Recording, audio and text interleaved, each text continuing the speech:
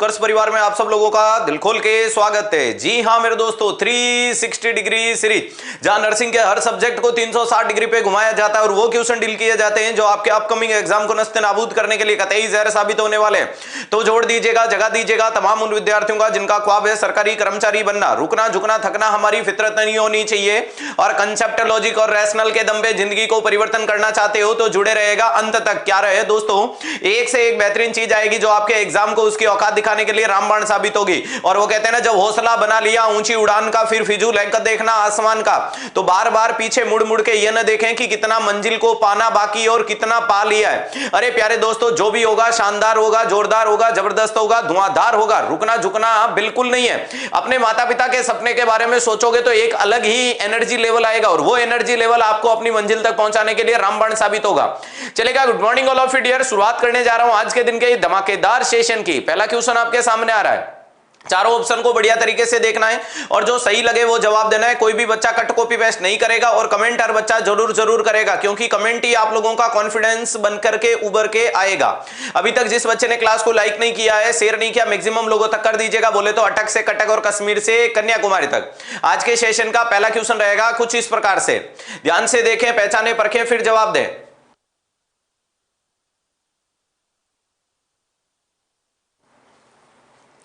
Which of the following technique is a best for the nurse to use to evaluating the parent ability to administer ear drop correctly? यानी कौन सा ऐसा option देखने को मिल रहा है। प्यारे दोस्तों, आपसे पूछा है कि which of the following technique, कौन सा तरीका बेस्ट रहेगा यानी अच्छा रहेगा for the nurse to use to evaluating, जो माता पिता को इवेलुएट करेगी, माता पिता का पता करेगी, ability to administer a ear drop correctly, जो बच्चे के कान में दवाई सही प्रकार से डाल रहे हैं। अरे क्या देखने को मिल रहे हैं, जो बच्चे के कान में दवाई सही प्रकार से डाल रहे हैं। पहला बोल रहा है observe the parent instilling the drops in the childrens ear. अरे ध्यान रखिएगा, ऑब्जर्व करो कि माता पिता दवाई कब डाल रहे हैं और कैसे डाल रहे हैं। दूसरा, listen to the parents as they describe the procedure, घर वालों के द्वारा बोले गए शब्दों को सुनो और देखो कि क्या वो सही बता रहे हैं। थैंक यू सो मच, आप लोगों के बहुत ज्यादा कॉम्प्लीमेंट आ रहे हैं कमेंट बॉक्स में। पढ़ाई पे फोकस करें, क्लियर है। जिस प्रकार से हम चमक रहे हैं उसी प्रकार से आपका सिलेक्शन चमकना चाहिए।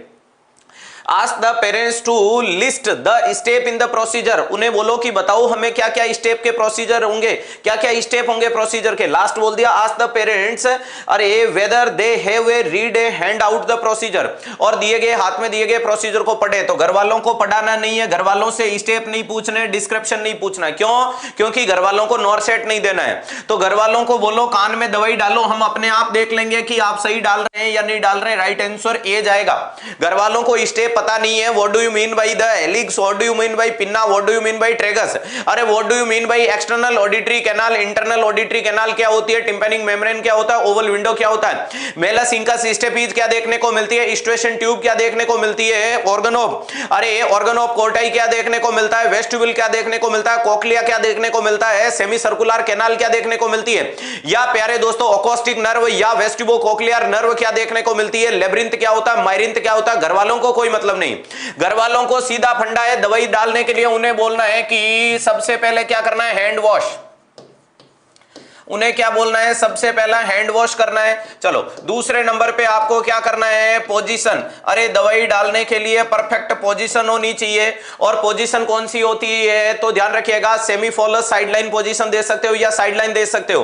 ध्यान रखिएगा कैसी दे सकते हो, साइड लाइन पोजीशन देंगे, साइड में सुला दें, या फिर क्या दे सकते हो, सेमी साइडलाइन दे सकते हो, सेमी साइडलाइन दे सकते हो। नेक्स्ट तीसरे नंबर पे क्या करना है प्यारे दोस्तों, लेस देन 3 ईयर। अरे ध्यान रखिएगा क्या बोल रहा हूं, इफ एज, उम्र अगर if age less than 3 year, 3 साल से छोटी है तो देन, तो उसमें क्या करना है, तो उसमें करना है downward and backward, downward and backward movement कराना है, डाउनवर्ड और बैकवर्ड मूवमेंट करना इंपॉर्टेंट चीज है। नेक्स्ट इसके बाद में क्या देखने को मिलता है, if age more than 3 years, age 3 साल से ऊपर है देन, तो उसके लिए क्या करोगे, तो ध्यान रखिएगा मूवमेंट करवाया जाता अपवर्ड एंड बैकवर्ड।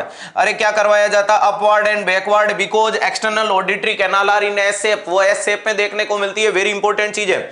उसके बाद में प्यारे दोस्तों क्या करना है, प्रोसीजर के अंदर नेक्स्ट अगर स्टेप बढ़ाओगे तो याद रखिएगा do not touch the nozzle, nozzle को कभी टच नहीं करना चाहिए।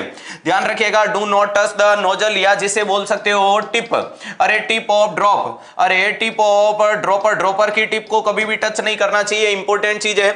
नेक्स्ट आपको प्यारे दोस्तों कितनी बूंद डालनी है, तो 2 ड्रॉप्स, 2 ड्रॉप्स डालनी है। डिस्टेंस कितना रखना है, तो प्यारे दोस्तों 1 इंच या बोल सकते हो 2.5 सेंटीमीटर का डिस्टेंस होना चाहिए। अरे ध्यान रखिएगा 1 इंच या 2.5 सेंटीमीटर का डिस्टेंस होना चाहिए, वेरी इंपॉर्टेंट चीज है। नेक्स्ट इंपॉर्टेंट चीज क्या देखने को मिलती है, दवाई हमेशा क्या होनी चाहिए, बॉडी टेम्परेचर होनी चाहिए। अरे ये बॉडी टेम्परेचर पे मेडिसिन होनी चाहिए, ज्यादा ठंडी डालोगे मरीज को चक्कर आने लग जाएंगे, आंकड़ा अटकना नहीं चाहिए प्यारे मित्रों, ध्यान रखिएगा। वो कहते हैं ना लगा दे आग पानी में जवानी, उसे कहते हैं, और छीन ले सिलेक्शन कहानी इसे कहते हैं।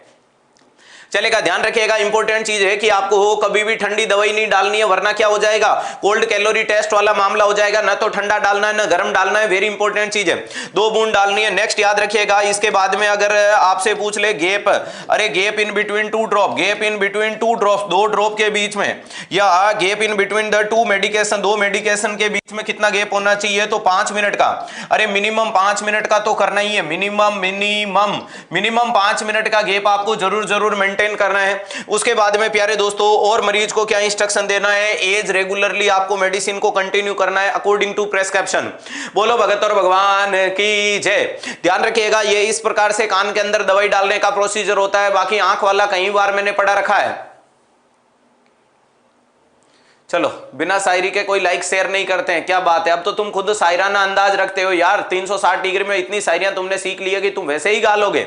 चलेगा, ध्यान रखिएगा, ये आपके सामने सारी की सारी चीजें देखने को मिलती है। राइट आंसर ए चला गया। नेक्स्ट सवाल ये आएगा, नेक्स्ट सवाल आपके सामने ये देखने को मिलेगा, ध्यान से देखें, पहचाने परखें और फिर जवाब दें।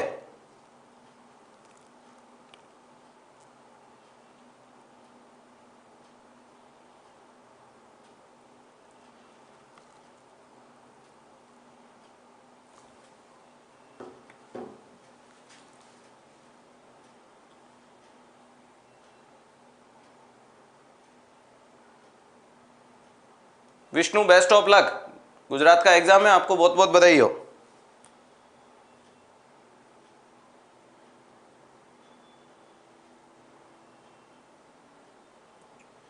सर कतई जहर लग रहे हैं। चलो, क्वेश्चन ने पूछा है कि which of the following is the highest priority in care for client with the chronic renal failure. प्यारे दोस्तों, हाईएस्ट प्रायोरिटी बतानी है क्रोनिक रीनल फेलियर। अब मैं वापस से नहीं जाऊंगा क्योंकि रिसेंटली मैंने आपको एक्यूट रीनल फेलियर और क्रोनिक रीनल फेलियर बताया था। अरे मैंने बोला था एक्यूट रीनल फेलियर वाले मरीज के साथ में प्यारे दोस्तों अगर हाइपरटेंशन या प्यारे दोस्तों डायबिटीज मेलाइटस प्लस हाइपरटेंशन जैसी कंडीशन देखने को मिलती है, that is called chronic renal failure. इसे क्रोनिक रीनल फेलियर बोलते हैं, जिसे इरिवर्सिबल या परमानेंट के नाम से जाना जाता है, जिसे इरिवर्सिबल या परमानेंट के नाम से जाना जाता है। वेरी इंपॉर्टेंट चीज देखने को मिलती है। अब इसमें खूब सारे लक्षण आते हैं, जैसे कि प्यारे मित्रों अगर मैं बताने की कोशिश करूं तो आपको पता होगा मरीज में हो जाएगा हाइपरकैलेमिया। हाइपरकैलेमिया देखने को मिलती है क्योंकि किडनी कुछ नहीं फेंक रही है। मरीज में एसिड रुकने के कारण मरीज में देखने को मिलता है मेटाबॉलिक एसिडोसिस, मरीज में देखने को मिलता है मेटाबॉलिक एसिडोसिस देखने को मिलता है मरीज के अंदर। नेक्स्ट क्या देखने को मिलता है प्यारे दोस्तों, तो याद रखिएगा मरीज में देखने को मिलता है हाइपरफॉस्फेटीमिया, हाइपरफॉस्फेटीमिया देखने को मिलता है। मरीज के शरीर में किडनी काम नहीं कर रही है तो कैल्शियम अपने आप कम हो जाएगा, तो कंडीशन होगी हाइपोकैल्सीमिया, हाइपोकैल्सीमिया देखने को मिलता है। मरीज के अंदर प्यारे दोस्तों और क्या देखने को मिलता है, डाइल्यूशनल हाइपोनेट्रीमिया देखने को मिलता है। डाइल्यूशनल हाइपोनेट्रीमिया क्या देखने को मिलता है, डाइल्यूशनल हाइपोनेट्रीमिया क्या देखने को मिलता है, डाइल्यूशनल हाइपोनेट्रीमिया देखने को मिलता है। वेरी इंपॉर्टेंट चीज है। अरे ये क्या देखने को मिलता है, hyperkalemia, metabolic acidosis, hyperphosphatemia, hypocalcemia, dilutional hyponatremia देखने को मिल रहा है। ये सारी के सारे इलेक्ट्रोलाइट इंबैलेंस देखने को मिलता है। इसके अलावा लिख सकते हो हाइपरमैग्नीशियमिया क्या देखने को मिलता है, हाइपरमैग्नीशियमिया देखने को मिलता है। ये सारे के सारे प्यारे दोस्तों ऑल इंक्रीज एक्सेप्ट, तो ध्यान रखिएगा सोडियम एंड कैल्शियम। अब आपको पता होना चाहिए एक चीज की, जो सोडियम होता है वो वाटर का रिटेंशन करने के लिए जिम्मेदार होता है। अरे सोडियम किसका रिटेंशन करता है, वाटर का रिटेंशन करता है। बहुत बढ़िया, यूरिमिक फोर्स का मतलब स्किन के नीचे जम जाना, बहुत बढ़िया। क्या है,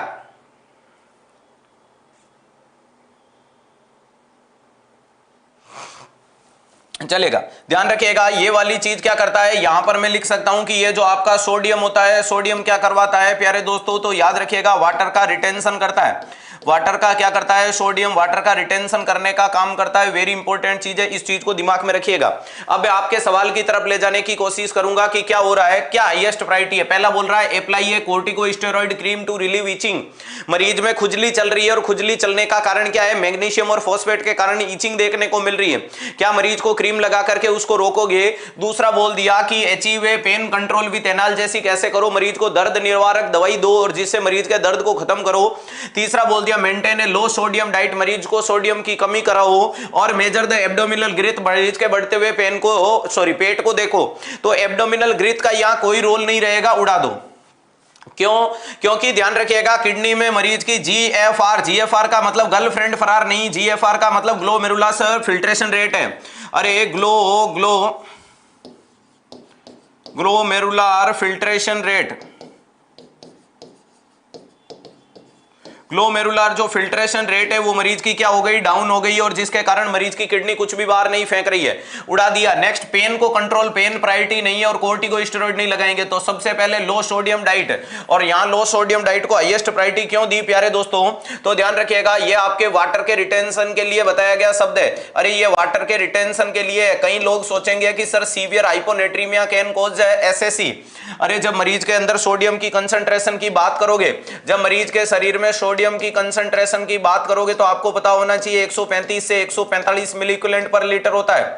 सही बात है या नहीं है, होता है सर। अगर इसी को आगे की तरफ कैरी ऑन करें तो ध्यान रखिएगा इस वैल्यू से नीचे आ जाना कहलाता हाइपोनेट्रीमिया, हाइपोनेट्रीमिया कहलाता है। और हाइपोनेट्रीमिया वाली कंडीशन में प्यारे मित्रों एक चीज आपको दिमाग में क्लियर होनी चाहिए, मरीज में सोमनोलेंस, सीजर, सोमनोलेंस, कोमा जैसे सिम्टम आएंगे। अरे कौन से आएंगे, तो मरीज में देखने को मिलता है सोमनोलेंस। क्या देखने को मिलता है, सोमनोलेंस। मरीज में क्या देखने को मिलती है, सीजर, और मरीज में क्या देखने को मिलता है, कोमा देखने को मिलता है। अति महत्वपूर्ण चीज है प्यारे दोस्तों, ध्यान रख लेना। सोमनोलेंस का मतलब मरीज को नींद जैसा आना। आंकड़ा अटका कैसे नजर आने लगा है प्यारे दोस्तों, ध्यान रखिएगा। मुझे लगता है तुम जमीन पे बैठ के आसमान को देखने की कोशिश कर रहे हो, लेकिन ध्यान रखिएगा पूरी दुनिया तुम लोगों की उड़ान देखने को बेताब है। तो जल्दी से आंकड़ा बिल्कुल अटकना नहीं चाहिए किसी भी हालत में। अभी तक जिस बच्चे ने वो नहीं किया तो वो कर दो, और वो नहीं किया तो वो कर दो, आंकड़ा नहीं अटकना चाहिए। ध्यान रखिएगा यहां क्या देखने को मिलता है, सोमनोलेंस होगा, मरीज में सीजर आएगी, मरीज में कोमा आएगी। ये सारे सिम्टम किसके कारण देखने को मिलता है, तो इस चीज के लिए यहां राइट आंसर सी चला गया मुन्ना, जो बड़ा ही खतरनाक कतई जहर मामला देखने को मिला है। ले चलूं आगे वाले सेशन के नए, ये लो बहुत अच्छा क्वेश्चन है। टेक्निकल टीम बच्चों की आंखों के आगे चिपका दे इस ईसीजी को ताकि इनके बच्चों के बराबर नजर आ जाए।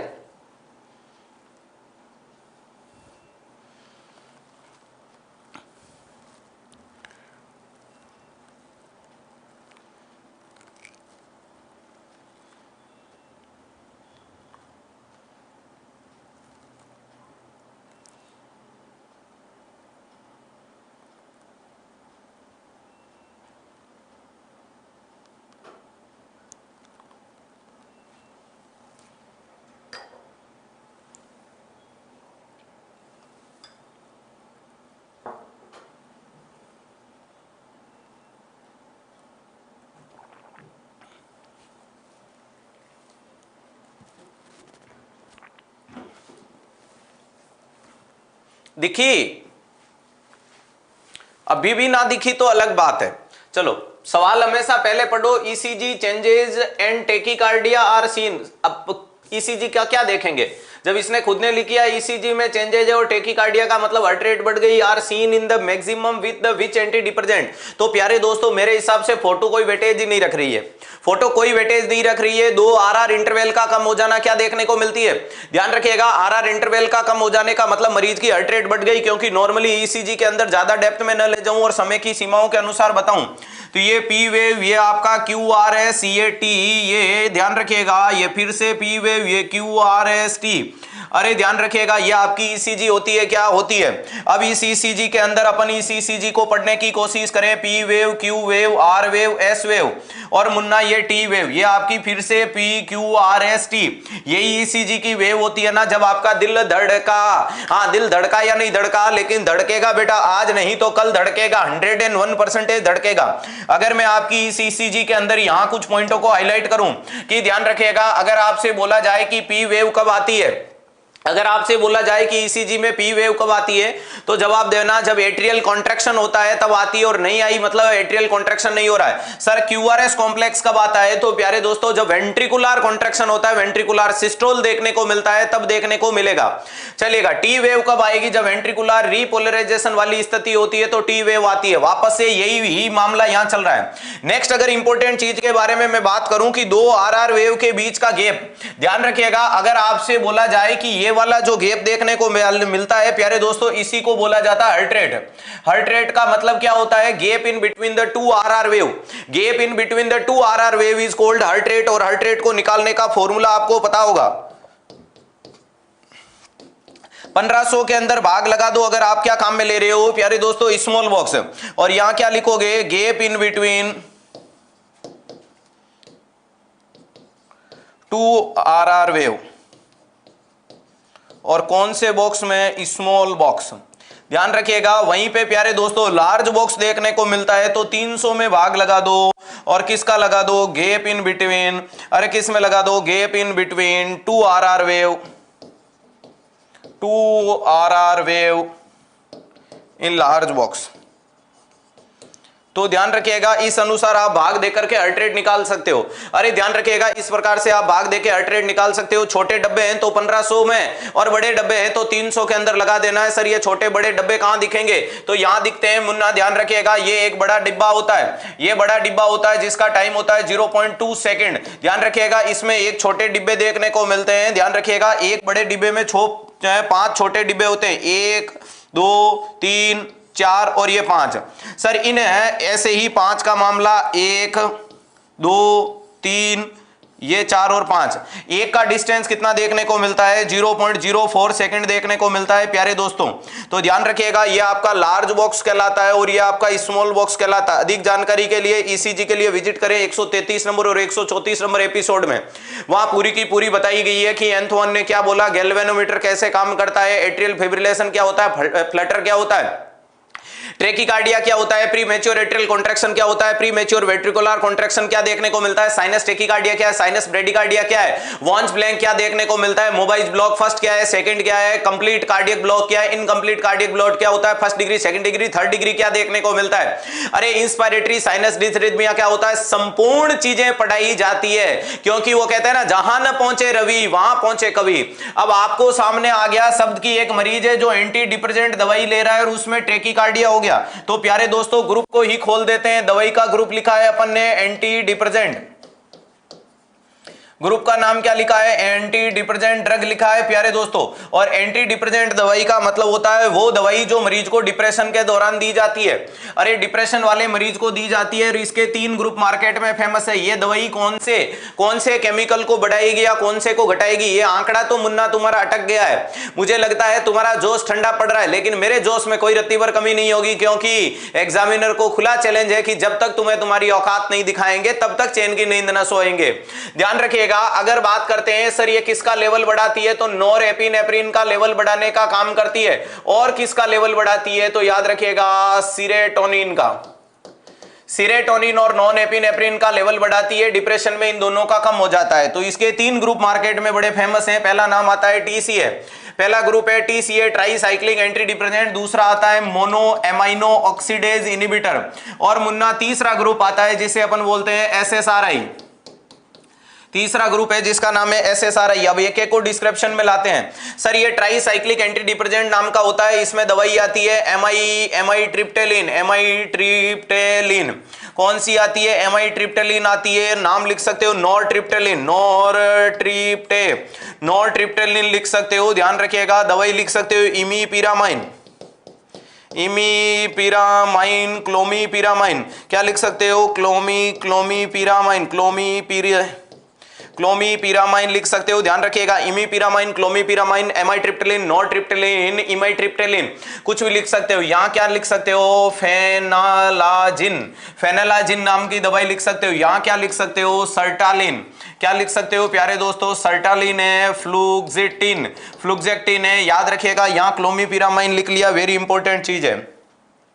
अब आपके सामने सवाल आएंगे कि सर इसका नाम तो सेलेक्टिव सीरोटोनिन रीटेक इनहिबिटर है, यानी ये सिर्फ किसको इंक्रीज करेगी? सिर्फ सीरोटोनिन को इंप्रूव करने का काम करती है, वेरी इंपॉर्टेंट चीज है। लेकिन ये टीसीए होती है, ये दोनों हार्मोन का लेवल बढ़ाती है, नॉर एपिनेफ्रिन का, ध्यान रखिएगा। आज थंबनेल पे कोई बात नहीं, हो जाता है, टेक्निकल इश्यू होता रहता है। अपने दिल में नंबर छपे हुए हैं, क्या फर्क पड़ता है नंबरों से? क्लियर है?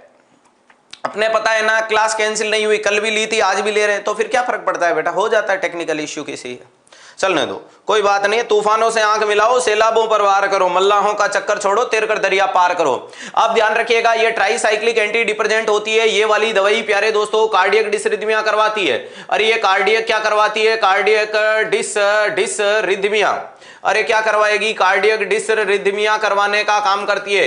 यानी वो दवाई जो हार्ट को फड़फड़ाती है तो उसको देने से पहले ईसीजी करें, और जिसका दिल जरूरत से ज्यादा फड़फड़ाता है उसको बिल्कुल नहीं दें। अरे उसको बिल्कुल नहीं दें तो ओल्ड एज के पर्सन के अंदर इस दवाई को अवॉइड करने की कोशिश करें। ये 3 सवाल आगे, ध्यान रखिएगा। फेनालेजिन के लिए अति महत्वपूर्ण क्वेश्चन आता है कि फेनाजिल नाम की दवाई के साथ में किसको अवॉइड करना है? अरे किस चीज को अवॉइड करना है? तो लिख लीजिएगा, टायरामाइन को अवॉइड करना है। अरे किसको अवॉइड करना है प्यारे दोस्तों? टायरामाइन कंटेनिंग फूड को अवॉइड करना है, वेरी इंपॉर्टेंट चीज है। या इसी को बोल सकते हो सर इसके कारण मरीज में चीज रिएक्शन होती है, तो चीज कंटेनिंग फूड या टायरामिन कंटेनिंग फूड को अवॉइड करना है। और नहीं करोगे तो इस मरीज में क्या हो सकता है? तो इसमें हो सकता है एचटीएन क्राइसिस, एचटीएन क्राइसिस देखने को मिल सकता है, बोले तो हाइपरटेंशन क्राइसिस। ध्यान रखिएगा, वेरी इंपॉर्टेंट चीज है। फेनालाजिन वाले मरीज को टायरामिन या चीज रिएक्शन से दूर रखना है, वरना चीज रिएक्शन हाइपरटेंशन क्राइसिस कराएगी। नॉर्सिट मॉर्निंग के 2 क्वेश्चन है, एक था कि फेनालाजिन के साथ क्या नहीं देना? टायरामिन, और दूसरा बोला था कि दे दिया तो क्या हो जाएगा? तो हाइपरटेंशन क्राइसिस। चलो इधर आपका सर्टालिन और फ्लूक्जेक्टिन बहुत अच्छी दवाई है, लेकिन ये जीआईटी को डिस्टर्ब करती है। ये किसको करती है सर? ये जीआईटी डिस्टर्ब करती है। ये किसको करती है? जीआईटी को डिस्टर्ब करने का काम करती है। इस चीज को जरूर देखना। हाँ बेटा सुनील, अरे जिंदाबाद जिंदाबाद, इतना क्या अटक गया तू? बार बार जिंदाबाद पे अटक गया क्या? इतना ज्यादा भगवान को, किसी महान शायर ने बोला था कि इतना ज्यादा चिल्ला चिल्ला के भगवान को याद मत करो। भगवान ने बड़े हल्के में याद कर लिया तो ऊपर बुला लेगा। बड़ा ज्यादा चिल्ला चिल्ला के अपन भगवान को याद करते हैं वो तो ठीक है, लेकिन भगवान ने बड़ी आसान भाषा में बोल दिया ना, आ जा, तो भी दिक्कत हो जाएगी। इसलिए अपने को भगवान को क्या करना है? लाइट लाइट याद करना है, लेकिन बिना, जब अपने को आवश्यकता होती है, भगवान एक चीज नोट करता है कि जब इसके ऊपर विपदा आती है तब याद करता है या बिना विपदा के। तो प्यारे दोस्तों, ज्यादा समस्या आने पे भगवान को चढ़ावा चढ़ाना, मंदिर में अपना सर फोड़ना, बार बार घंटी को बजाना, अरे खुले हाथ में दीपक को जलाना, उतना भगवान नहीं सुनता जितना अगर आप रेगुलर टाइम में सिर्फ इतना सा करो कि सुबह उठने के बाद मन में बोल दिया, ए भगवान अच्छा करना, बस। आज कुछ भी डिमांड नहीं, बिना डिमांड का रोज भगवान को हाथ जोड़ना ज्यादा कारगर होता है। तो इतना ज्यादा एक दिन में ज्यादा नहीं करना है, ओवरडोज, भगवान को भी तो परेशानी होती है। क्लियर हो गया? तो अपने को रेगुलरिटी के साथ भगवान को जरूर याद करना है, बिना स्वार्थ के। बिना स्वार्थ के करते हैं तो अपने क्या फैमिलियर रिलेशन है भगवान के साथ। जिस दिन स्वार्थ होगा उस दिन बोलेंगे तो भगवान हाथों हाथ, अरे हाँ तू तो मिलने वाला, चल तेरा काम हो गया, चल नॉर्सेट फाइनल है। इस प्रकार से करना है, ठीक है? एक बच्चा लिख रहा है जन्मदिन, आपको जन्मदिन की बहुत बहुत बधाई हो।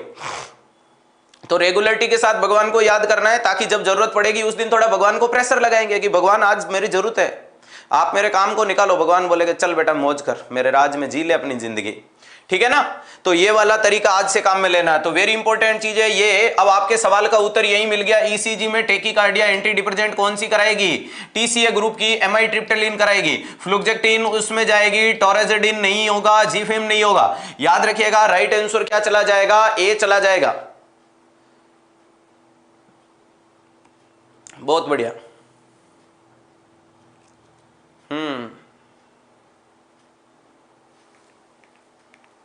नेक्स्ट सवाल आपके सामने।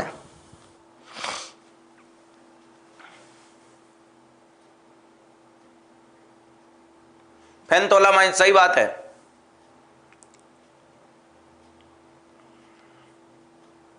डोपामिन का एंटीडोट फेनथोलामिन।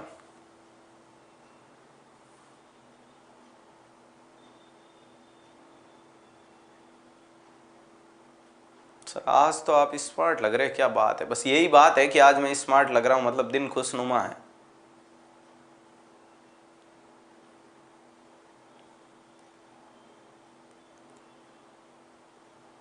सरकारी कर्मचारी के 30 तारीख को सैलरी आ जाती है, तो 1 तारीख का दिन तो उसके लिए वैसे ही खुशनुमा होता है।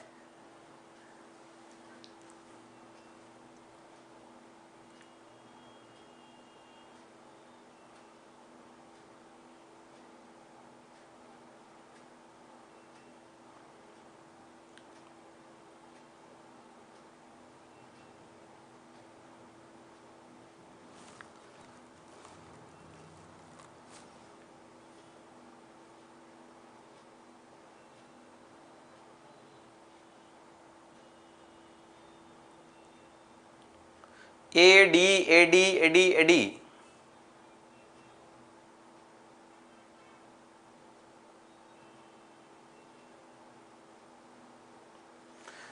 चलो, एक client has been diagnosed with the multi infarct और a vascular dementia MID. Multi infarct का मतलब एक से ज्यादा इन्फाक्शन हो रहे हैं जिसके कारण डिमेंशिया हो गया। इन्फाक्शन का मतलब मरीज के टिश्यू को मिलने वाला परफ्यूजन कम हो गया जिसके कारण आगे के पेरिफेरल ऑर्गन को ब्लड सप्लाई नहीं मिली और वो रूखा सूखा होकर घर गया, बोले तो मर गया, और मरीज में हो गया डिमेंशिया। डिमेंशिया का मतलब क्या हो गया, मेमोरी लॉस वाली कंडीशन आएगी। अलग अलग डिमेंशिया अपन पढ़ते हैं, इन्फ्राक्टिक डिमेंशिया पढ़ते हैं, हाइपोथायरॉइडिज्म डिमेंशिया पढ़ते हैं, एड्स डिमेंशिया प्रीकॉक्स पढ़ते हैं, और भैया जी अल्जाइमर डिमेंशिया पढ़ते हैं। मोस्ट कॉमन डिमेंशिया का नाम क्या देखने को मिलता है, अल्जाइमर डिमेंशिया होता है। When preparing a teaching plan for a client and family, which of the following should the nurse indicate a most critical factor for showing the MID? MID वाले मरीज के लिए कौन सा क्रिटिकल फैक्टर होगा? MID बोले तो मल्टी इन्फ्राक्ट डिमेंशिया चलेगा। एडमिस्टिंग है एंटीकोएगुलेंट सच ए वारफरिन या जिसे क्वामेडिन बोल रहे हो, एडमिस्टर्ड है benzodiazepine such a lorazepam to decrease the, अरे कोरियोफॉर्म मूवमेंट। कोरियोफॉर्म मूवमेंट का मतलब एक्सेसिव बॉडी के कॉन्ट्रैक्शन, बॉडी के ऑर्गन में कॉन्ट्रैक्शन आने के कारण मरीज की चाल बिगड़ गई। कोरियोफॉर्म मूवमेंट आपने देखे होंगे प्यारे दोस्तों, अरे जिसमें सेरिब्रल पाल्सी वाला बच्चा सीजर गेट करता है उसमें कोरियो लाइक मूवमेंट देखने को मिलता है। नेक्स्ट इंपॉर्टेंट चीज क्या देखने को मिलती है, managing a related symptom such as a depression. इस मरीज में आने वाले तनाव के सिम्टम को रोको। लास्ट बोल दिया managing the symptom by increasing A dopamine availability. तो प्यारे मित्रों, डिमेंशिया के मरीज में डोपामिन का लेवल बढ़ता नहीं है, उड़ा दो, क्योंकि डिमेंशिया के मरीज में एसिटाइल कोलिन का लेवल चेंज होता है। अरे किसका लेवल चेंज होता है, एसिटाइल कोलिन का होता है, उड़ा दो। अरे मरीज में डिप्रेशन जैसे सिम्टम आएंगे ना आएंगे, उड़ा दो। बेंजोडाइजेपिन बिल्कुल नहीं देनी है जब मरीज में इन्फाक्शन हो रहा है। इन्फाक्शन हो रहा है तो कहीं ना कहीं वेसल्स में खून जमने का काम हो रहा है, तो ऐसी दवाई दो जो खून को जमने से रोके। जैसे कि प्यारे मुन्ना, अगर मैं आपके बात कर लेता हूं, जैसे कि आपको पता होगा कि ये तो क्या है, ये दिल है और दिल तो बच्चा है। हार्ट से निकला एओर्टा, एओर्टा से निकला असेंडिंग एओर्टा, असेंडिंग एओर्टा से निकला आर्च ऑफ एओर्टा। अरे असेंडिंग एओर्टा से क्या निकला, arch of aorta, arch of aorta से क्या निकला, डिसेंडिंग एओर्टा। अरे इससे क्या निकला, डिसेंडिंग एओर्टा निकला। निकला या नहीं निकला, चलेगा। ये डिसेंडिंग एओर्टा, डिसेंडिंग से थोरेसिक, थोरेसिक से एब्डोमिनल, ये चलता रहेगा, इसको छोड़ो। अब यहां वाला मामला क्या देखने को मिल रहा है मुन्ना, देखिएगा इसकी ब्रांचें बाइफर्केट होकर के हेड एंड नेक को ब्लड सप्लाई करती है। अरे ध्यान रखिएगा, ब्रेकियोसेफेलिक राइट और लेफ्ट ऐसे करके ये ब्रेन को ब्लड सप्लाई करेगी, चलेगा। ध्यान रखिएगा, इधर बना लेते हैं आप लोगों का मस्तिष्क, बराबर हाथों हाथ, ज्यादा दूरी पे ना भेजते हुए ध्यान से देखने की कोशिश कीजिएगा मुन्ना। ये तुम्हारा क्या बन गया, ये तुम्हारा बन गया मस्तिष्क। अरे ये तुम्हारा क्या है, दिमाग। और दिमाग को पहुंचने वाली ब्लड सप्लाई जब जा रही है, अगर यहां पर किसी में इंफेक्शन हो गया तो दिमाग के अंदर जो पेरिफेरल, अरे दिमाग के जो ऑर्गन्स होते हैं इनके किसी न किसी ऑर्गन में पहुंचने वाली ब्लड सप्लाई अटक गई है। हाँ, क्या हो गई है, ब्लड सप्लाई अटक गई है, तो उसके कारण मल्टी इन्फेक्शन। तो इस मरीज को कौन कौन सी दवाइयां हमें काम में लेनी पड़ सकती है, तो प्यारे दोस्तों लिखना शुरू करें। इस मरीज को हमें देनी पड़ सकती है जिसे बोलेंगे एंटीकोयागुलेंट। क्या कौन सी दवाई देंगे, एंटीकोयागुलेंट देंगे। नेक्स्ट इस मरीज को कौन सी दी जाती है, तो एंटी प्लेटलेट भी दे सकते हो, एंटी प्लेटलेट दे सकते हो। और इसको कौन सी दे सकते हो, तो याद रखिएगा थ्रोम्बोलाइटिक मेडिकेशन दे सकते हो। कौन सी दे सकते हो? थ्रोम्बोलाइटिक। तो ये 3 प्रकार की मेडिसिन का यहाँ यूज लिया जा सकता है प्यारे दोस्तों, अकॉर्डिंग टू कंडीशन। इन्फेक्शन में, अरे ये सारे प्रकार के इन्फेक्शन में बोल रहा हूं, इन्फेक्शन वाले मरीज में सब में ये काम में ले सकते हो। अरे क्या काम में ले सकते हैं इन्फेक्शन वाले में? तो एंटीकोएगुलेंट वाली कंडीशन में कौन कौन सी एंटीकोएगुलेंट होते हैं? तो नाम आता है हिपेरिन। अरे नाम क्या देखने को मिलता है प्यारे दोस्तों? Heparin and warfarin. हिपेरिन और वारफेरिन नाम का एंटीकोएगुलेंट यहां देखने को मिलता है। दूसरे नंबर पे एंटीप्लेटलेट में कौन सा आता है? तो एस्प्रिन, एस्प्रिन एंड क्लोपिडाग्रिल। क्लोपिडाग्रिल देखने को मिलती है, वेरी इंपॉर्टेंट चीज। और थ्रोम्बोलाइटिक में कौन सी देखने को मिलेगी? तो यहां आप क्या लिख सकते हो प्यारे दोस्तों? थ्रोम्बोलाइटिक के अंदर टीपीए, टीपीए बोले तो tissue plasminogen activator, streptokinase, streptokinase है, नो की स्टेप्टोमाइसिन है, स्टेप्टोकाइनेज और यूरोकाइनेज। अरे यूरोकाइनेज, तो ये सारी दवाइयां इन मरीजों में काम में ले सकते हैं। ये सारी दवाइयां इन मरीजों में काम में ले सकते हैं। Heparin, warfarin, aspirin, clopidogrel, tissue plasminogen activator, streptokinase, urokinase.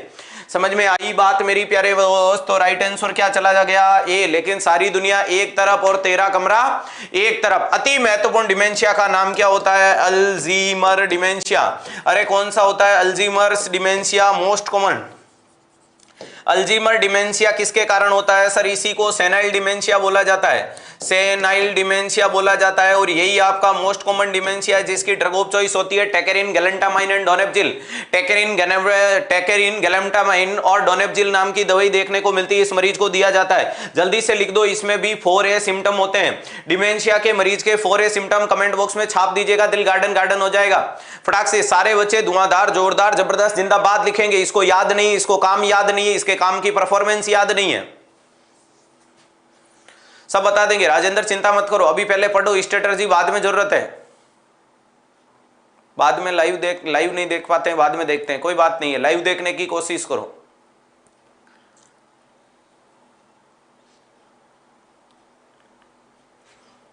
Four ए कौन से होते हैं वो लिखो।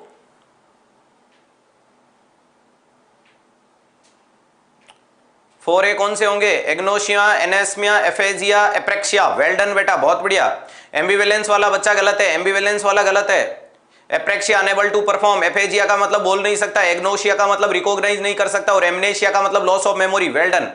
तो यही देखने को मिलता है, agnosia, apraxia, aphasia, amnesia. Apraxia, agnosia, एनेप्सिया और एफेजिया देखने को मिलता है। बहुत बढ़िया, बहुत शानदार। ये 4A सिम्टम सिजोफेनिया में भी होते हैं और 4A इसमें भी होते हैं। वहां क्या होता है? Autism, associative looseness, affective inappropriate और एम्बिवेलेंस। वो 4A अलग है, ये 4A अलग देखने को मिलता है। बहुत शानदार। नेक्स्ट सवाल आपके सामने क्या देखने को मिलेगा? ये वाला ध्यान से देखें, पहचाने, परखें और जवाब दें।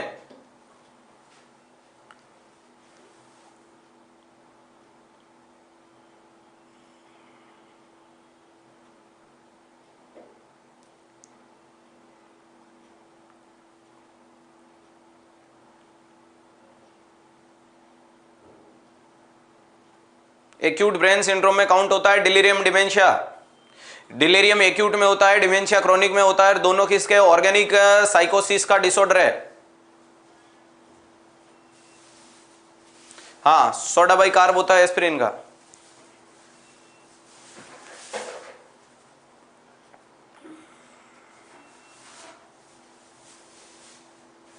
अकॉर्डिंग टू कंडीशन इंट्यूबेट करेंगे।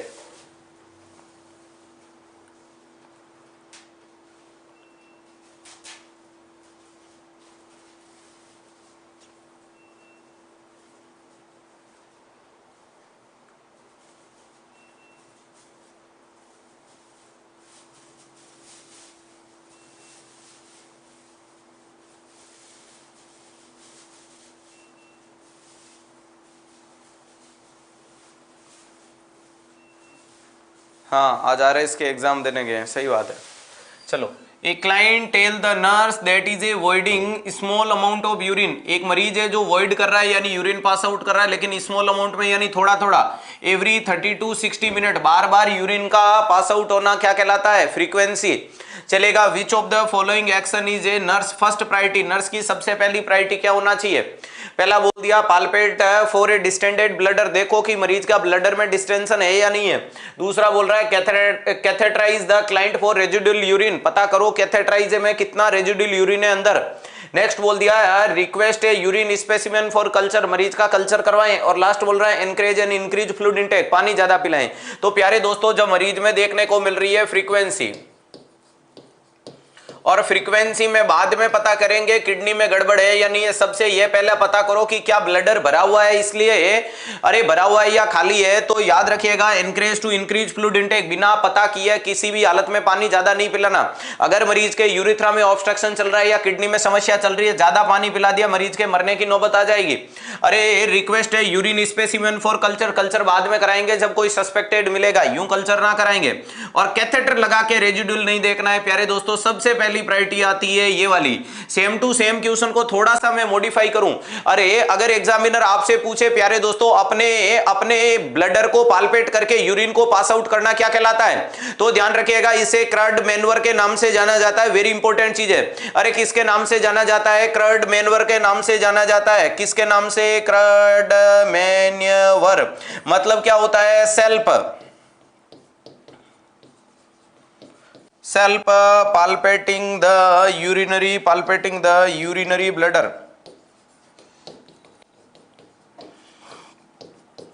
यूरिनरी ब्लडर को पालपेट करके यूरिन को पास आउट करने की कोशिश करे, इसे क्रड मैनवर बोला जाता है। राइट आंसर ए चला जाएगा। सेम टू सेम क्वेश्चन को मैं थोड़ा सा मॉडिफाई करता हूं जो जिपमर पांडुचेरी 2019 के एग्जाम में आया हुआ है। प्यारे दोस्तों कौन सा एग्जाम है? JIPMER.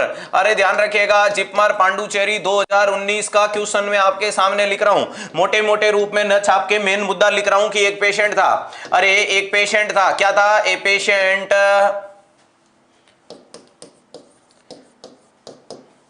a patient in post anesthetic care unit after surgical correction in bowel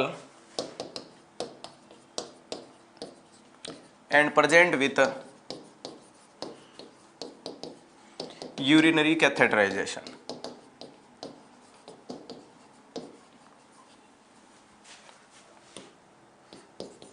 Then catheter removed by staff, but patient should not void the urine. What is next priority?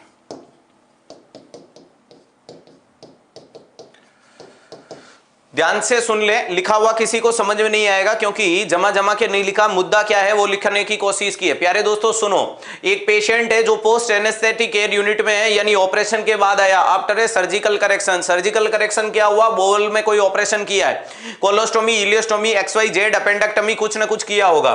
And the present with urinary catheter, और मरीज में urinary catheter present था। हाँ no doubt एक क्रड manoeuvre होता बेटा, क्रड manoeuvre आंख में भी काम में लेते हैं, बच्चे की आंख में नियोनेटोरम, अरे कंजक्टिवाइवल नियोनेटरम को प्रिवेंट करने के लिए आंख में दवाई डालते हैं, उसको भी क्रड मैनवर कहते हैं, इसको भी क्रड कहते हैं। दोनों का नाम है लेकिन अलग अलग जगह ऑप्शन आएंगे, उसके अनुसार प्रायोरिटी देनी है। ऑपरेशन के बाद मरीज आया और मरीज में बोवल है, बोवल का ऑपरेशन हुआ, यूरिनरी कैथेटर के साथ था। अगले इंस्ट्रक्शन के साथ स्टाफ ने कैथेटर को रिमूव कर दिया, लेकिन मरीज सेल्फ वॉइड करने में इनएबिलिटी फील कर रहा है, यूरिन पास आउट नहीं हो रहा है। नेक्स्ट प्रायोरिटी क्या होगी? वहां ऑप्शन थे वापस कैथेटर लगा दो, डॉक्टर साहब को इन्फॉर्म कर दो, डिस्टेंडेड ब्लडर को चेक कर लो और मरीज में हिमेचूरिया को असेस करें। तो नेक्स्ट प्रायोरिटी अपनी क्या जाती है प्यारे दोस्तों? तो ध्यान रखिएगा नेक्स्ट होती है पालपेट द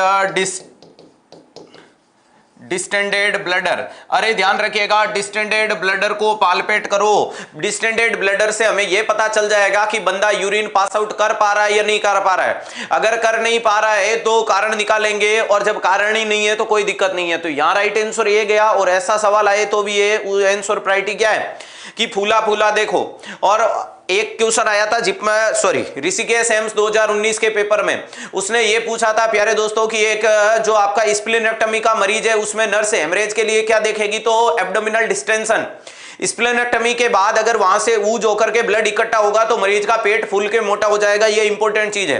क्लियर है? नेक्स्ट सवाल आपके सामने ये देखने को मिलेगा।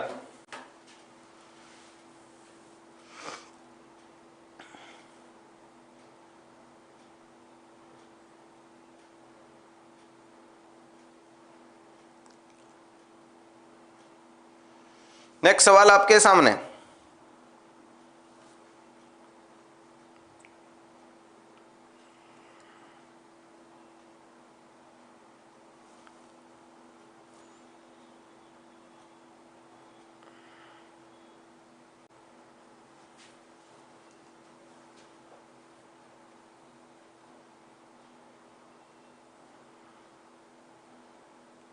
बी बी बी, सबका बी आ रहा है। सवाल को पढ़ो। When performing A cardiopulmonary resuscitation CPR on A 5 year child, 5 साल का बच्चा है, the nurse palpate for pulse, nurse क्या पाल्पेट करेगी? Which of the following site is a best for checking the pulse during the CPR? तो बेटा बच्चों में देखी जाती है कैरोटेड, राइट आंसर बी है। कैरोटेड ऑप्शन नहीं आए, फीमोरल देखनी है। और इन्फेंट में देखी जाती है ब्रेकियल,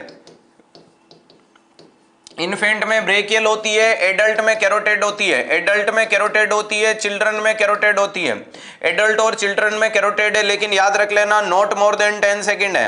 अरे not more than 10 second, 10 second से ज्यादा किसी भी सूरत में नहीं देखनी है। 10 सेकंड से ज्यादा रेडियल किसी में चेक नहीं की जाती है। रेडियल अरे रेडियल पल्स जो फील की जाती है वो मोस्ट कॉमन चेकअप के लिए होती है, उड़ा दो। फीमोरल इसकी नेक्स्ट प्रायोरिटी होती है, ध्यान रखिएगा। बच्चों में नेक्स्ट प्रायोरिटी फीमोरल जाती है। अरे इन्फेंट के अंदर कौन सी देखेंगे? ब्रेकियल देखा जाता है, ये पल्स वाला।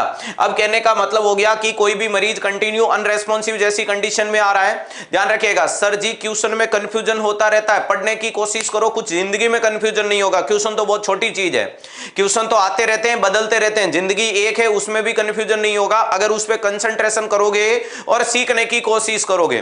ध्यान रखिएगा। अगर बात करते हैं what do you mean bye CPR, CPR का मतलब कार्डियोपल्मोनरी रिससिटेशन है कि मरीज के अंदर हार्ट के द्वारा चलने वाले मूवमेंट प्रॉपरली नहीं चल रहे हैं या टिश्यू के पास में पहुंचने वाला प्रॉपर परफ्यूजन में दिक्कत हो रही है। इसके अंदर अपने लिए क्या क्वेश्चन देखने को मिलता है? तो एक सवाल आता है कि अगर वहां पर आपको एडल्ट मिलेगा या वहां पर आपको बच्चा मिलेगा, ये दो चीजें आपको देखने को मिल सकती है। तो प्यारे दोस्तों बच्चों के लिए, एडल्ट के लिए सबसे पहले हेल्प, अरे बोले तो कोड ब्लू अलर्ट किया जाता है, फिर सीपीआर दिया जाता है। वेरी इंपॉर्टेंट चीज है। बच्चे के लिए पहले सीपीआर दिया जाता है और उसके बाद कॉल बुलाई जाती है, कॉल या हेल्प। अरे कॉल फॉर हेल्प के लिए आवाज लगाई जाती है। वेरी इंपॉर्टेंट चीज है, इस चीज को लिख लीजिएगा, छाप लीजिएगा। कहने का मतलब ये आपकी ये रही 108 और ये रही आपकी 108। वेरी सॉरी,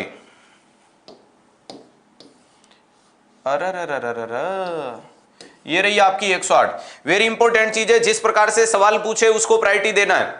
हाँ, बच्चों में नेक्स्ट फीमोरल होगी, फर्स्ट नहीं होगी। तो ध्यान रखिएगा, एडल्ट में हाथों हाथ पहले हेल्प के लिए बुलाएंगे, फिर हेल्प आएगी तब तक सीपीआर टिकाएंगे। बच्चे के लिए मामला ये होता है। नेक्स्ट अगर सीपीआर देने के लिए क्या फॉर्मूला होता है? केब फॉर्मूला होता है। अरे क्या फॉर्मूला होता है? केब। अरे क्या फॉर्मूला होता है? कैप्ड बोल दो, कोई दिक्कत नहीं है। What do you mean bye sir capped? Capped का मतलब क्या देखने को मिलता है? सी का मतलब सबसे पहले फोकस करना है सर्कुलेशन पे, और सर्कुलेशन के लिए मरीज को क्या लगाना पड़ेगा? कंप्रेशन लगाना पड़ेगा। अरे मरीज के दिल के ऊपर क्या लगाना पड़ेगा? कंप्रेशन लगाना पड़ेगा। बोले तो सीपीआर में मरीज को चेस्ट कंप्रेशन। ए का मतलब मरीज का नेक्स्ट एयरवे को प्रायोरिटी देना है। एयरवे मेंटेन नहीं करोगे तो जिंदगी में सांस के बिना कोई आस नहीं है। बी का मतलब क्या देखने को मिलता है? तो बी का मतलब ब्रीथिंग देखने को मिलता है, मरीज को सांस के अंदर अरे भैया जी ब्रीथ देनी है। और लास्ट में डी का मतलब क्या होता है? तो ड्रग एंड डी फैब। अरे डी का मतलब ड्रग एंड डी फेब दिया जाता है अकॉर्डिंग टू सिचुएशन। ये आपके सामने सीक्वेंस होगा। तो सबसे पहले मरीज के अंदर ये वाली चीज। अब जैसे ही आपके पास में सीपीआर के लिए कोई पेशेंट आता है तो सबसे पहला क्या करना है? Scene safety. अरे सबसे पहला क्या करना है प्यारे दोस्तों? सीन, अरे ध्यान रखिएगा, सीन सेफ्टी वाला मामला करना है। सीन सेफ्टी का मतलब मरीज सुरक्षित है या नहीं। कई बार बोल दिया जाता है एक मरीज है जो बीच सड़क पे बेहोशी की स्थिति में पड़ा, आप क्या करेंगे? सड़क के साइड में लाएंगे, एक सीपीआर देंगे। सर सीपीआर नहीं, पहले सड़क के साइड में लाओ। क्यों? अगर नहीं लाए तो कोई गाड़ी आएगी और तुम दोनों को सीपीआर की जरूरत पड़ जाएगी। क्लियर है? तो सबसे पहले सीन सेफ्टी, उसके बाद पूछे आस्क आर यू ओके। अरे उसे क्या पूछोगे? Are you okay. हाँ, नो डाउट बड़ा ऑकवर्ड लगता है बेहोशी वाले मरीज के कंधे को 3 बार थपथपाना है। अरे कंधे को 3 बार थपथपाओगे और ऐसे बोलोगे are you okay, are you okay, are you okay. हाँ, ऐसी ही 3 बार उसके कंधे पे थपथपाना है। बंदे के कंधे की फड़फड़ाहट को देख करके बंदा जाग जाए और बोले कि सोने दो तो अलग बात है, और जागे नहीं तो ध्यान रखिएगा आर यू ओके वाला मामला खत्म हुआ। उसके बाद मरीज में क्या देखनी है? उम्र के आधार पे पल्स चेक करोगे, उम्र के आधार पे पल्स चेक करोगे। बता दिया कौन कौन सी साइट देखने को मिलती है। अरे ध्यान रखिएगा, कैरोटेड देखने का मतलब है 3 फिंगर को यहां ट्रेकिया में रखेंगे, लेटरलाइज मूवमेंट कराएंगे, दोनों साइड में किधर भी कराना आपको पाल्पेट हो जाएगी 2.5 से 3 सेंटीमीटर साइड में। क्लियर है? ध्यान रखिएगा, इंपॉर्टेंट चीज है कि ये मरीज में आपने देख लिया और जैसे ही आपको पता चला कि यह मामला गड़बड़ा गया, अब मरीज में क्या स्टार्ट करना है? मरीज में क्या स्टार्ट करना है? सीपीआर स्टार्ट करना है। सीपीआर में सबसे पहले प्यारे दोस्तों अपन जाते हैं कंप्रेशन की तरफ। सबसे पहले कहां जा रहे हैं? कंप्रेशन की तरफ। तो कंप्रेशन के लिए आपको एक चीज सीखनी पड़ेगी कि आपके पास में कौन कौन हो सकता है। तो सर हमारे पास में एक तो एडल्ट हो सकता है, एक हमारे पास में चिल्ड्रंस हो सकता है और एक हमारे पास में इन्फेंट हो सकता है। सर इन्फेंट किसको बोलते हो आप लोग? 1 साल से छोटे को इन्फेंट, 1 से 8 साल 1 to 4 ईयर वाला, सॉरी 1 to 8 ईयर वाला चिल्ड्रन कहलाता है। और यहां इस गाइडलाइन में अमेरिकन हार्ट एसोसिएशन की गाइडलाइन के अंदर एसईएलएस और बीएलएस की गाइडलाइन आती है, advance cardiac life support and basic life cardiac support. BLS should be given by any who person. BLS कोई दे सकता है लेकिन ACLS should be given by trained staff. BLS कहीं पे भी दिया जा सकता है but ACLS should be given in hospital management. 2 शब्दों का फर्क रख लीजिएगा, मजा आ जाएगा। क्या बोला था? एडवांस कार्डियक लाइफ सपोर्ट, एसईएलएस, और एक नाम होता है बीएलएस, बेसिक लाइफ सपोर्ट। इसे क्या बोला जाता है? बेसिक लाइफ सपोर्ट, जो कोई भी दे सकता है कहीं पे भी। एसईएलएस का मतलब होता है advance cardiac life support. Advance cardiac life support should be given by trained staff and in hospital management. सिर्फ हॉस्पिटल में होता है, यहां जुगाड़ नहीं होता है। ध्यान रखिएगा, जब भी कभी सवाल में ये लिख देना कि एक मरीज है जिसको एसईएलएस चल रहा है, फिर आपको ये नहीं सोचना है कि सर एम्बू बैग नहीं होगा, माउथ टू माउथ देंगे। हॉस्पिटल में एम्बू बैग क्या नहीं होगा? सब होगा, वेंटिलेटर तक होगा।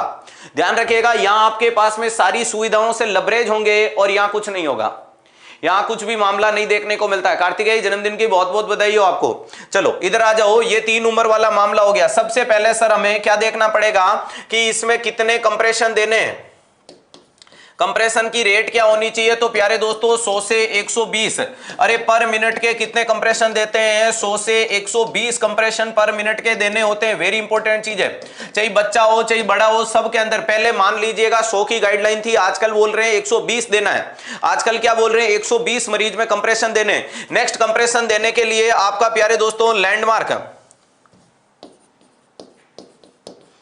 मरीज को कंप्रेशन देने के लिए लैंडमार्क क्या होना चाहिए? तो लैंडमार्क क्या देखने को मिलता है? तो लोअर 1/3 ऑफ स्टर्नम को फॉलो करना है। अरे ध्यान रखिएगा, सबका लैंडमार्क क्या देखने को मिलता है? तो ध्यान रखिएगा लोअर, अरे क्या बोलोगे? Lower 1/3 sternum.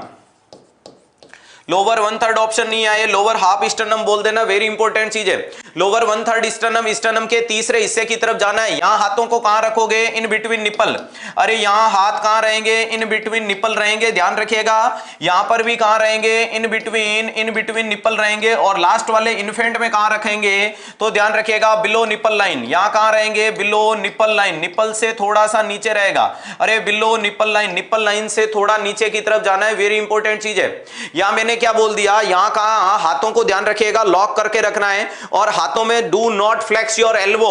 हमेशा कहां से वजन लगना चाहिए? तो ध्यान रखिएगा वजन आपकी बॉडी से आना चाहिए। इस प्रकार से सीपीआर लगना चाहिए। अगर ये बंदे जो यूं यूं जू जू जू जू जू जू, वो सीपीआर नहीं लगता है। ध्यान रखिएगा, सीपीआर देने की भी कला होनी चाहिए। जो बंदे यूं सीपीआर देते हैं ना, खच खच खच खच खच खच, उनको बोल देना क्यों टाइम पास कर रहे हो, ये सीपीआर नहीं होता है। सीपीआर में आपकी बॉडी पूरी आनी चाहिए।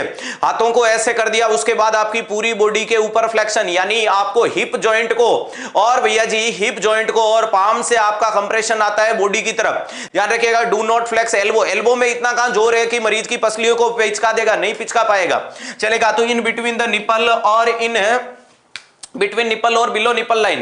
कंप्रेशन के बारे में हो गई। नेक्स्ट सर डेप्थ कितनी रखनी है, तो 2 से 2.5 इंच डेप्थ रखी जाती है। अरे यहां कितनी रखोगे, 2 से 2.5 इंच, 2 से 2.5 इंच रखेंगे। सर यहां कितनी रख लेंगे, यहां 2 इंच रख लेंगे। और यहां कितनी रखेंगे प्यारे दोस्तों, 1.5 इंच डेप्थ रखी जाती है। वेरी इंपॉर्टेंट चीज है। अरे कितनी रख लोगे, डेप्थ देखने को मिलती है। वेरी इंपॉर्टेंट चीज है, बोले तो 5 सेंटीमीटर। 5 सेंटीमीटर तक अगर मरीज की पसलियां नीचे जाती है, इसका मतलब तो सीपीआर लग रहा है। और अगर 5 सेंटीमीटर भी पसलियां नीचे नहीं जाती है, तो आप सिर्फ क्या कर रहे हो, शो ऑफ कर रहे हो कि मेरा एक इंस्टाग्राम की रील बना दे, मैं सीपीआर दे रहा हूं। सीपीआर देने वाला ही सीपीआर दे सकता है। और अगर मैं मोटे शुद्ध रूप से बोलूं कि सीपीआर कितना परफेक्ट है, तो आप अपनी जिंदगी के सीपीआर काउंट करो और सीधा सीधा बता दो।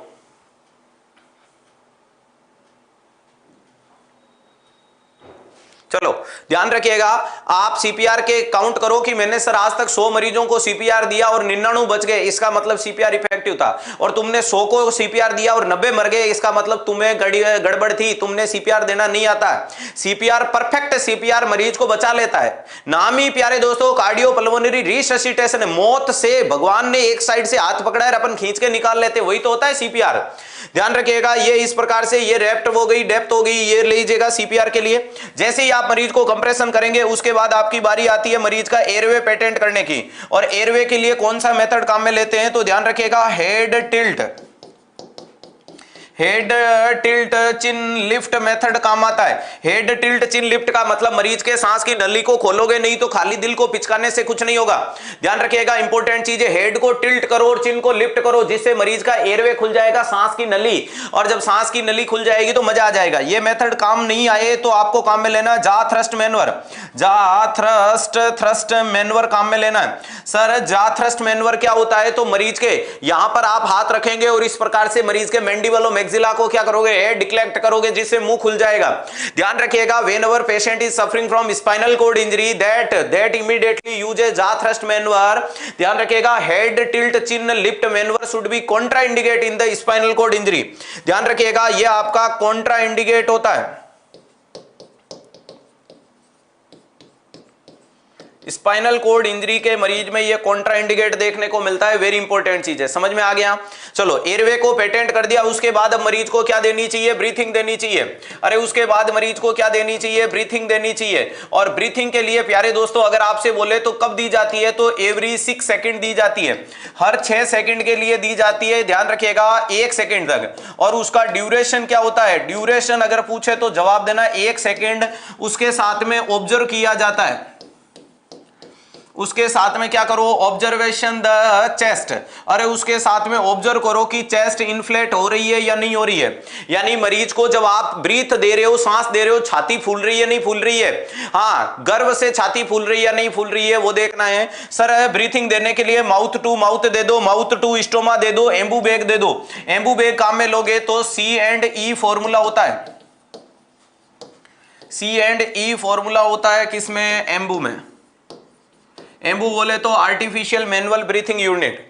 बाकी आप कैसे कर सकते हो, माउथ टू माउथ हो सकता है, नेक्स्ट माउथ टू स्टोमा हो सकता है, कोई भी मेथड हो सकता है।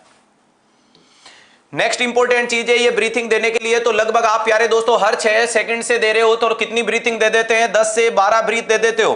अरे 10 से 12 ब्रीथ पर मिनट दे देते हो मरीज को सीपीआर के दौरान। नेक्स्ट अगर आपसे पूछा जाएगा कंप्रेशन वेंटिलेशन रेशियो, ब्रीथिंग को वेंटिलेशन बोलते हैं, तो ध्यान रखिएगा कंप्रेशन वेंटिलेशन रेशियो कितना देखने को मिलता है। तो प्यारे दोस्तों एक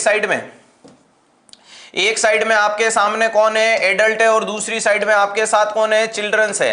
ध्यान रखिएगा चिल्ड्रन के बाजू में कौन है, इन्फेंट देखने को मिलता है। अब आपके पास में 2 बंदे होते हैं, एक 1 रेस्क्यूअर होता है, 1 रेस्क्यूअर होता है, एक साइड में आपके पास में 2 रेस्क्यूअर होता है। एक रेस्क्यूअर का मतलब एक ही बंदा है, वही कंप्रेशन देगा, वही ब्रीथिंग देगा। एक ही बंदा है, वही कंप्रेशन देगा, वही ब्रीथिंग देगा। तो एडल्ट में कितना देगा, 30:2, 30 कंप्रेशन देने हैं, दे धड़ाम। Compression always hard and fast होना चाहिए। सीपीआर देने के लिए हार्ड सरफेस पे सुलाना है। सीपीआर देने के लिए patient always at the waist level of the rescuer. न तो मरीज अपने से नीचे होना चाहिए, न मरीज ऊपर होना चाहिए, वरना सीपीआर नहीं लगेगा। कुछ कायदे होते हैं। तो अगर प्यारे दोस्तों जहां मरीज सो रहा है वो आपका वेस्ट लेवल पे होना चाहिए, तभी मैंने जो बताया है वो इस प्रकार से कंप्रेशन लगेगा। अगर ज्यादा ऊपर लगा दिया तो ऑफकोर्स आपको यूं करना पड़ेगा, यूं सीपीआर थोड़ी लगेगा। ज्यादा नीचे होगा तो तुम झुकोगे तो शोल्डर में दर्द होगा, तुम मतलब क्या हो जाओगे, एग्जॉक्स हो जाओगे, इजीली एग्जॉक्स हो जाओगे। तो 30:2, और अगर 2 रेशियो एडल्ट में देखने को मिलेगा तो एडल्ट में तो 30:2 ही आएगा। 30 कंप्रेशन 2 ब्रीथिंग चलेगा। वहीं पे बच्चों के अंदर 1 रेशियो है तो 30:2 होगा, लेकिन 2 रेशियो है तो 15:2 देखने को मिलता है। वेरी इंपॉर्टेंट चीज। यहीं पे एक शब्द में न्यू बोर्न की बात को खत्म करने की कोशिश करूंगा कि अगर आपसे पूछ ले न्यू बोर्न, अगर आपसे पूछ ले प्यारे दोस्तों कि न्यू बोर्न है तो न्यू बोर्न में क्या होता है, वेंटिलेशन कंप्रेशन रेशियो तो 3:1 होता है। वेरी इंपॉर्टेंट चीज होता है। और इसके अंदर प्यारे दोस्तों 2 थंब मेथड काम में लेते हैं। 2 थंब मेथड काम में लेंगे जब आपके 2 रेशियोवर होगा, और ध्यान रखिएगा 2 फिंगर काम में लेंगे जब 1 रेशियोवर होगा। 2 फिंगर मेथड काम में लेंगे जब आपके पास में 1 रेशियोवर होगा। वेरी इंपॉर्टेंट चीज है। जब आपके पास में 2 बंदे देने वाले होंगे तो 2 थंब मेथड काम में लिया जाता है। नेक्स्ट इसका कंप्रेशन कितना होता है, 3/4 इंच होता है। वेरी इंपॉर्टेंट चीज है, यानी 1 इंच भी नहीं, 0.75 इंच चेस्ट को कंप्रेस करना, वरना पसलियां तोड़ दोगे। कम लगाओगे तो लगेगा नहीं, ज्यादा लगाओगे तो तोड़ दोगे। मैंने क्या सेकंड लिखा है, चलो 1 रेशियोवर, यहां 2 रेशियोवर, 30 30 30 30 52। चलो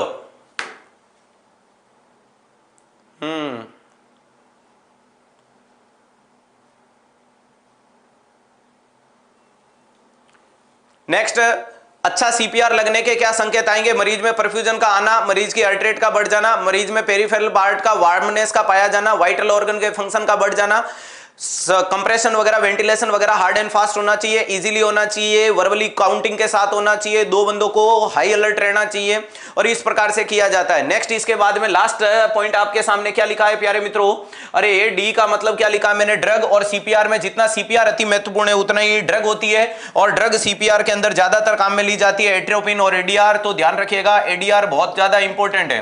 अगर आपसे एग्जामिनर पूछे लाइफ सेविंग के लिए बढ़िया दवाई कौन सी है, एडीआर। एनाफाइलेटिक शॉक की ड्रग ऑफ चॉइस क्या है, एडीआर। एडीआर का डोज याद कर लेना, मजा आ जाएगा, क्योंकि ये नॉर्सेट का फेवरेट क्वेश्चन होता है, एडीआर और एट्रोपिन। एडीआर जो मार्केट में आपका मिलता है प्यारे दोस्तों वो एम्पुल आता है 1:1000। 1:1000 की कंसंट्रेशन में 1 ml का एम्पुल आता है।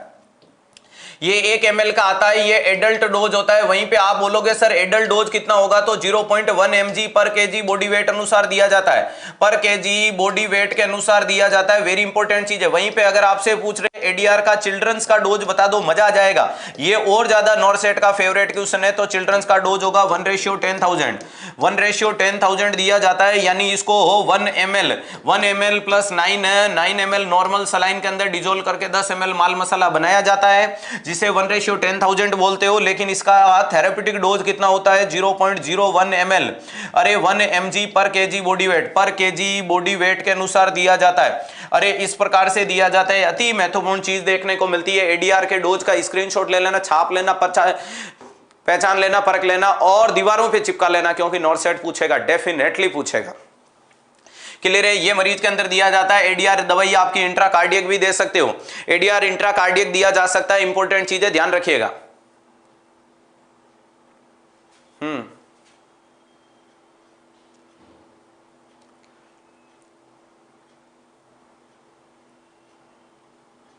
वो एट्रोपिन क्या है बेटा, 3 स्लॉट 2 चेक करते रहो डी फैब वाले में। वो 0.6 का डोज आता है, वो 0.6 का डोज आता है मार्केट में।